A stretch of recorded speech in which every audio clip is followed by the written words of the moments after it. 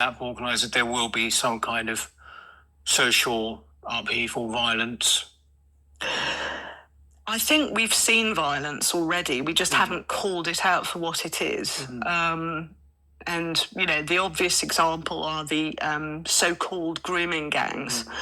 A more violent example of clan operations designed to establish territorial jurisdiction over the population using the bodies of women and girls as concubines, sexual slaves, nominally sexual brides, whatever language you want to put upon it, that is clearly a violence, and an extraordinary violence.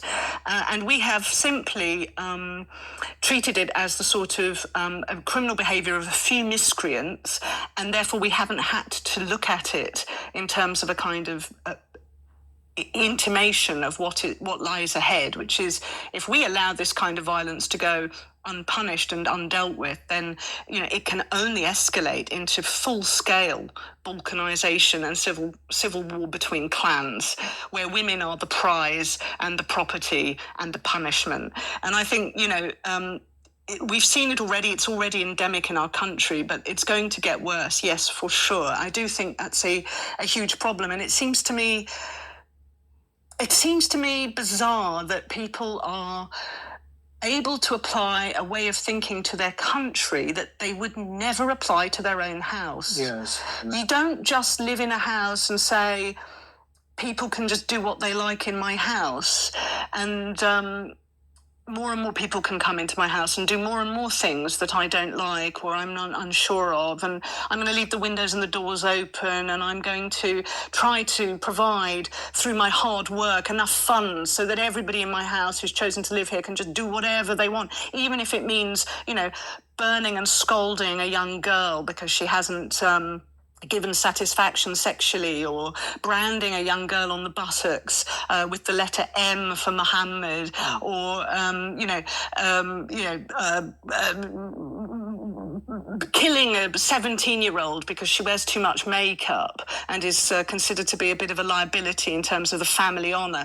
You don't just sit there and say, well, it can go on in my house and I'll fund it and I'll never say anything, as more and more and more people move into your house and continue to do that, and the behaviour gets more and more out of control and more violent. You just don't do that. No one in their right mind would think that couldn't end in anything but a terrible outcome for everybody concerned. The whole point of houses is that they bring succour and shelter to the individuals who live within them. Therefore, they are locked, they are walled, there are rules, and people who live in those houses are subject to those rules, and if they're not, then they can be evicted or thrown out by the owners of the house.